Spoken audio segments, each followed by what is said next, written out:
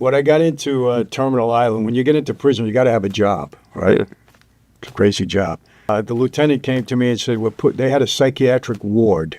It's called B dorm in Terminal Island. So they said, we're assigning you to the psychiatric ward. I said, for what?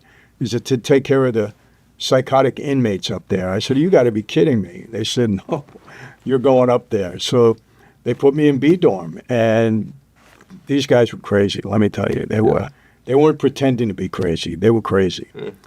And yeah, there was a guy that thought he was President Reagan. There was a guy taking male and female hormones. There was another guy that was in there because he was threatening the president, and and they were on meds. It was the craziest thing, Jack, because they were all on meds. And whenever these he wasn't really a doctor. He says he was a doctor, but the psychiatrist came in.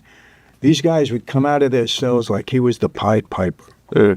And all around him trying to get meds out of him. And they had me up there for about 9 months until finally I said, hey, I'm going to be in one of the cells if you don't get me out of here. These guys are crazy, yeah. Because I had to do, one guy had started a fire in his cell. We had to get him trying to kill themselves and fighting with one another. So every day was another experience up there.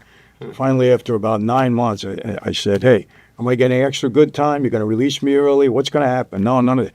Get me out of here. I'd be in one of those cells. But yeah, it was a crazy experience.